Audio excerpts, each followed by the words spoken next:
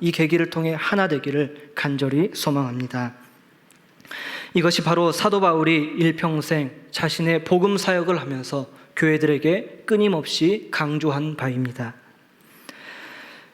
바울이 복음을 전하던 그 시기에는 우리가 잘 알고 있듯이 로마 황제 통치 시대이며, 당시에 터키 남부 지역의 그리스도인들은 황제를 숭배하도록 또는 이방신을 숭배하도록 강요받는 일이 허다했습니다.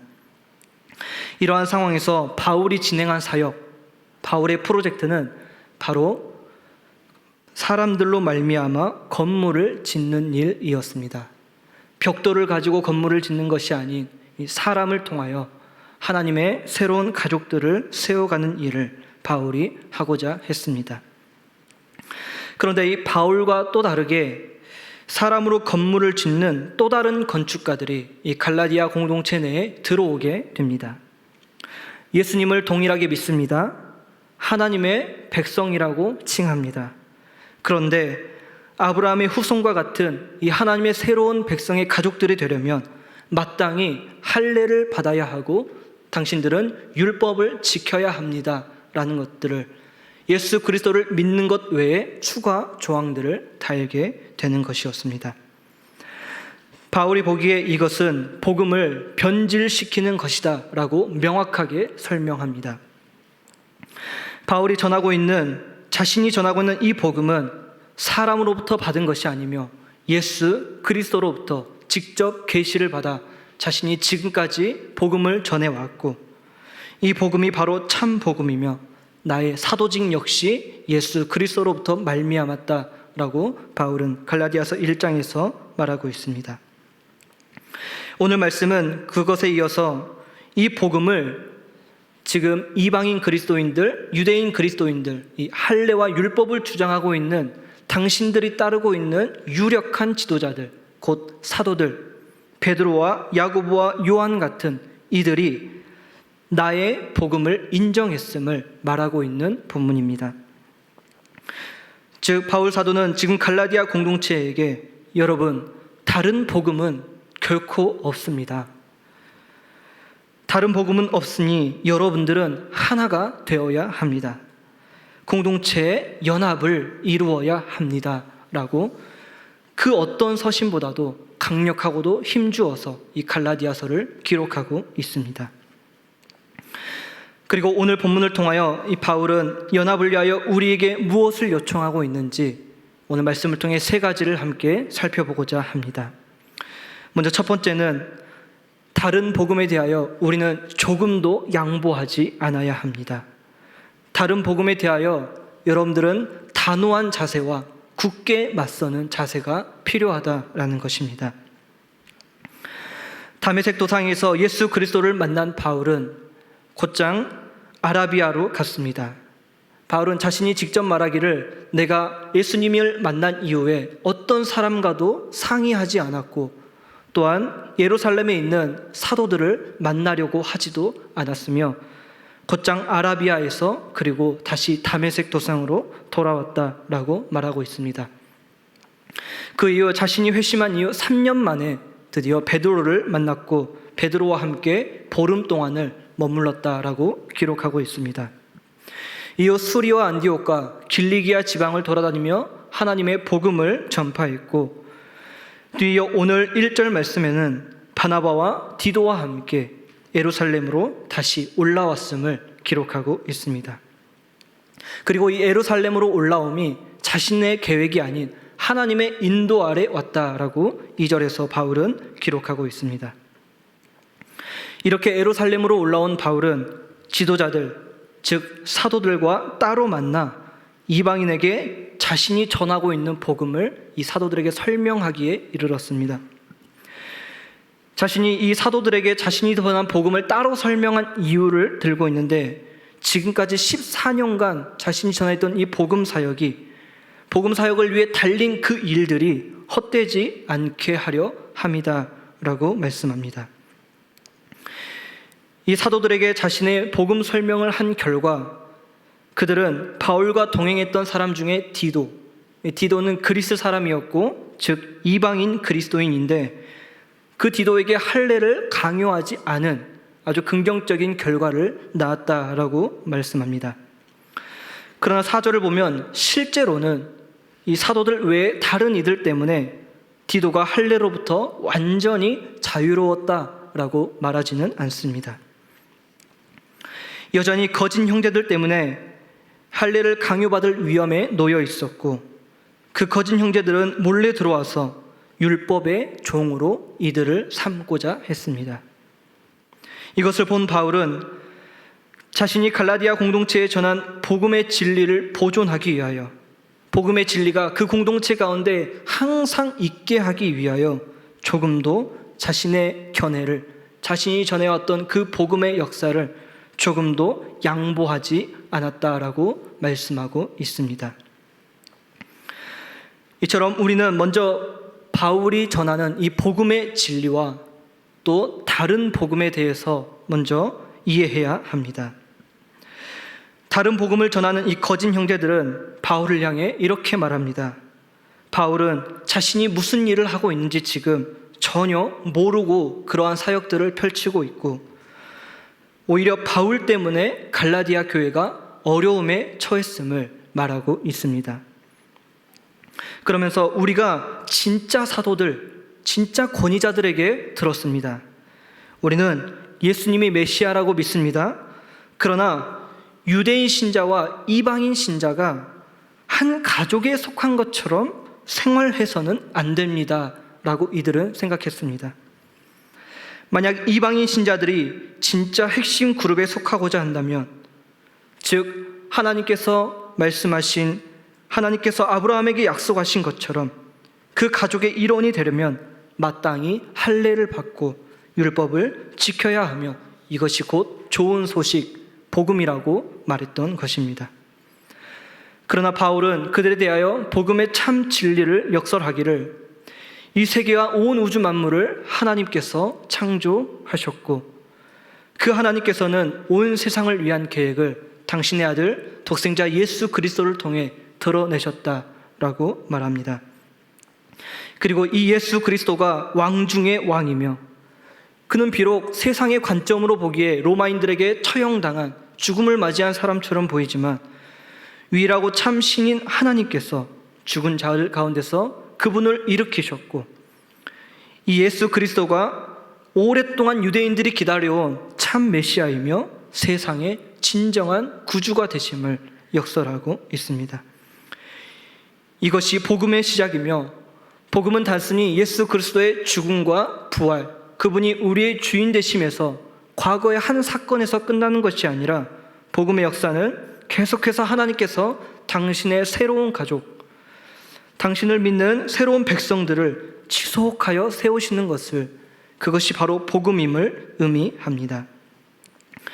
그리고 그 하나님의 새로운 가족은 아무런 장벽도 차별도 없으며, 심지어 유대인과 이방인이 따로 식탁을 두어서 먹게 되는 그런 터무니없는 일이 발생하지 않는 가족이라고 말합니다. 즉 새로운 하나님의 가족에게 있어서 분열이라는 것은 절대 있을 수 없는 일이었습니다.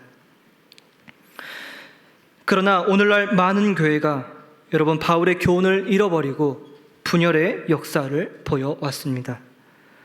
성경을, 바울의 글을 읽고 선포하고 들음에도 실제 2000년 전 실수를 끊임없이 우리 인간은 반복하고 있다라는 것입니다. 여러분, 예수 그리스도의 죽음과 부활에 믿음으로 동참하며 그분을 왕 중의 왕이요 나의 주인으로 받아들이는 것 외에 복음의 다른 무엇을 조금이라도 첨가하는 것, 그것에 우리는 단호해야 하며 조금도 양보하지 않아야 합니다. 여기에 모인 여러분들은 유대인입니까? 과거 2000년 전 이들의 관점에서 볼 때 여러분들은 유대인입니까? 이방인입니까? 이방인입니다. 그러나 하나님을, 예수 그리스도를 믿음으로 하나님의 새로운 가족이 되지 않았습니까? 여러분, 그걸로 끝입니다. 하나님의 새로운 백성이 되는 것에는 예수 그리스도를 믿는 것 외에 다른 무엇을 첨가할 필요가 결코 없다라는 것입니다.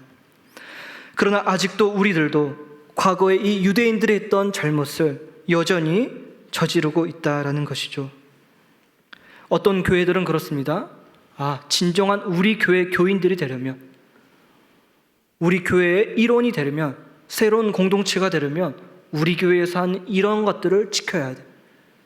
목회자에게 절대 순종해야 하며 이 직분을 위해 열심히 달려가야 해라는 등 예수 그리스도를 믿는 것 외에 오직 예수 그리스도가 아닌 다른 것들을 조금씩 첨가해 왔다라는 것입니다.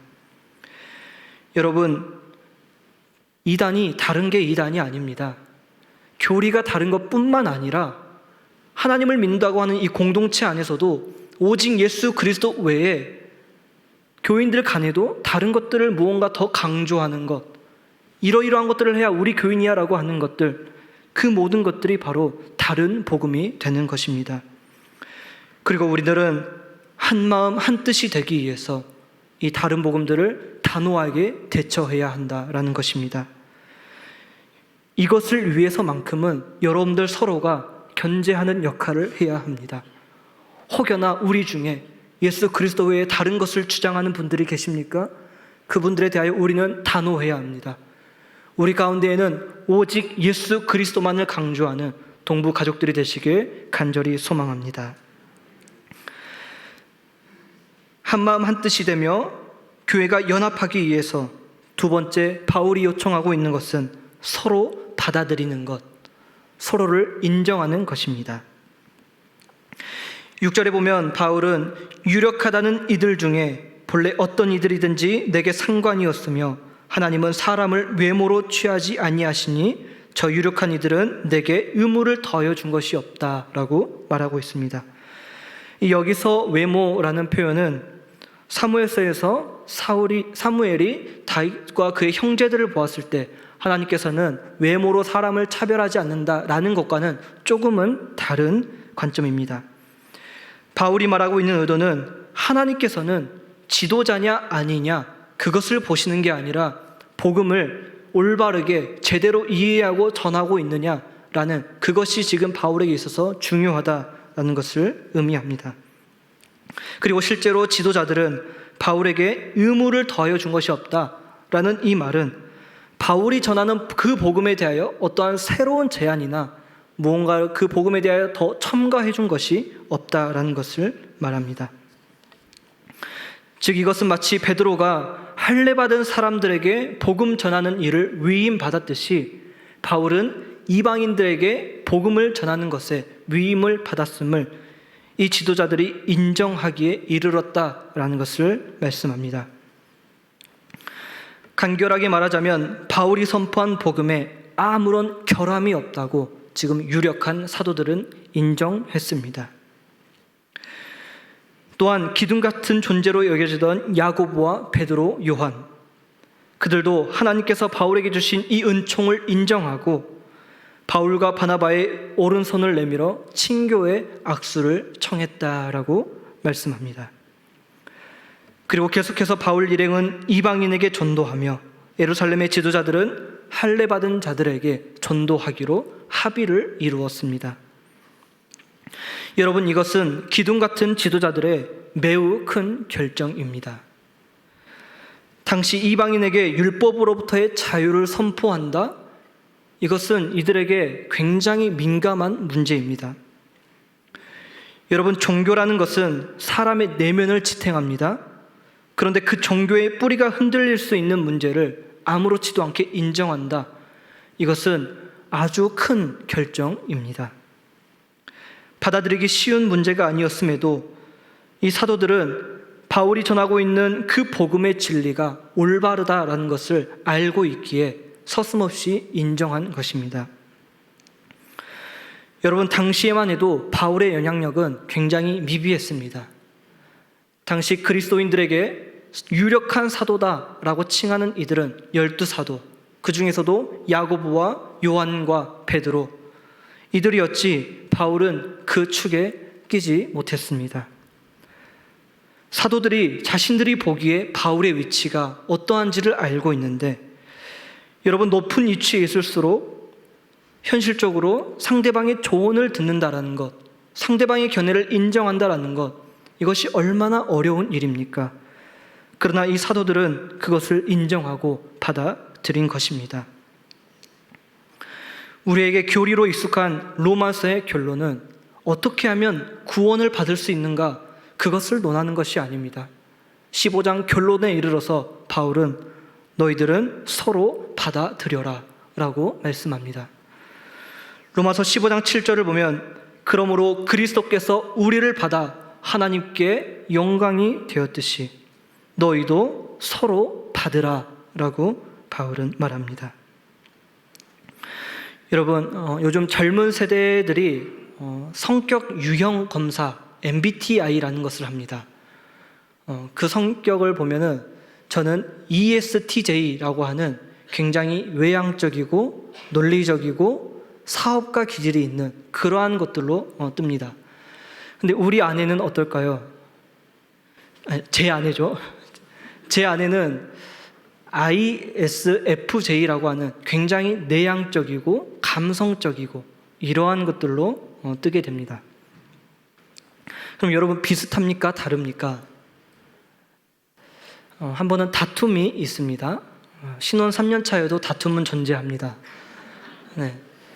어떠한 사안을 가지고 다툼이 시작되면 저는 왜 그렇게 된지 근원을 거슬러 올라가서 살펴봅니다.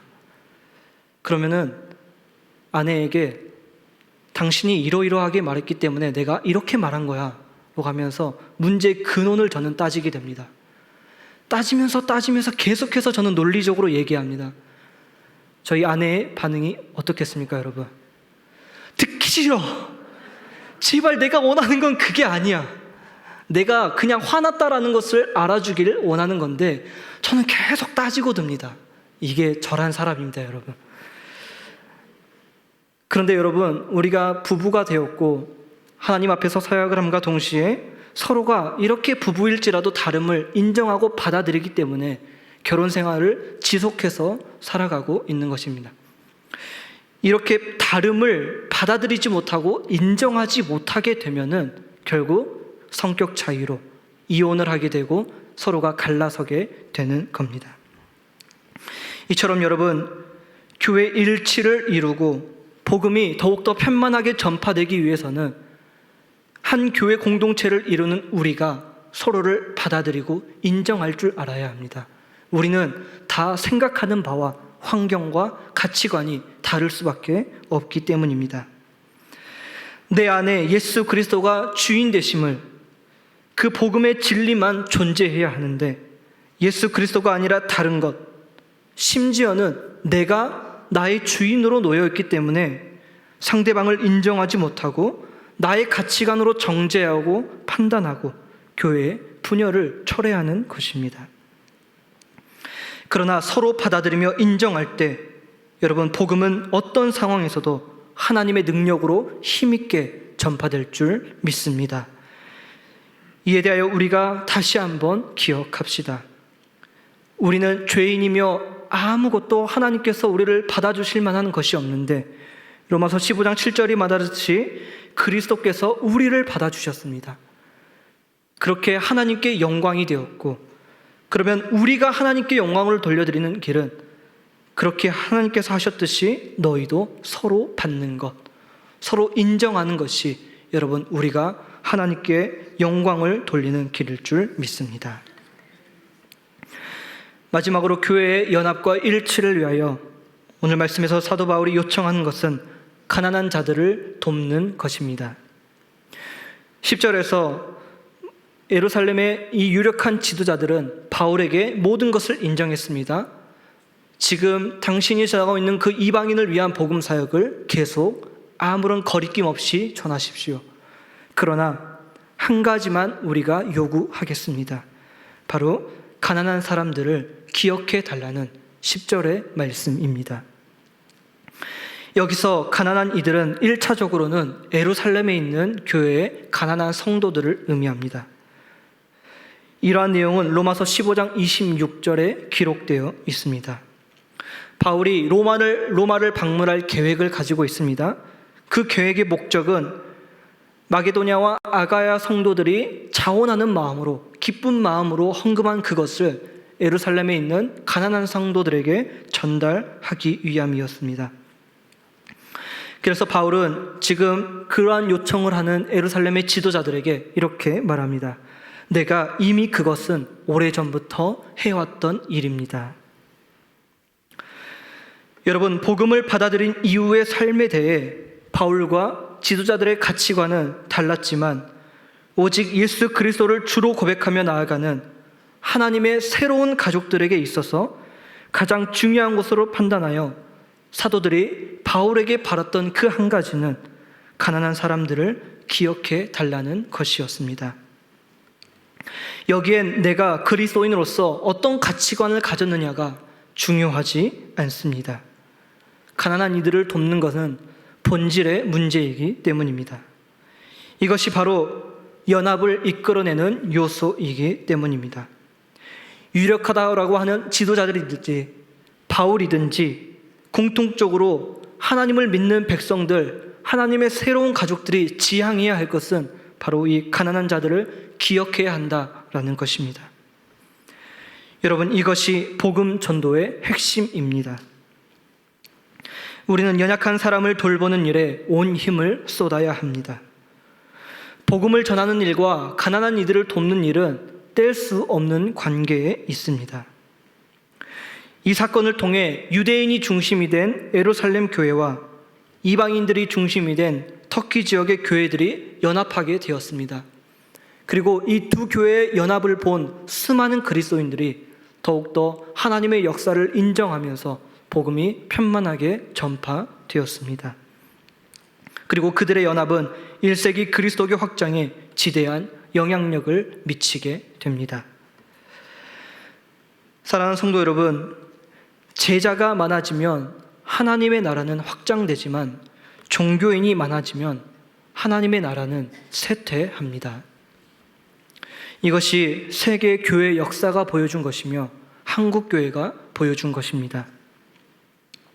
1900년대 초 기독교의 인구, 우리나라의 인구는 고작 3% 정도에 불과했습니다. 그러나 초기에 3.1운동을 주도하고 민족 대표 33인 중 절반이 기독교인들이었습니다. 그들은 기독교가 무엇인지 온 국민들에게 각인시킬 수 있었던 존재들이었습니다. 어떻게 그렇습니까? 그 당시에 그리스도인들은 불의에 맞서고 정의라고 생각되는 것들에 자신들의 목숨을 내어놓았고 늘 약자들과 함께하며 하나님의 말씀을 실천했기 때문입니다. 1970년대 이후 유례없는 부흥을 한국교회는 경험했습니다. 인구의 20% 이상의 기독교인들이 달했습니다.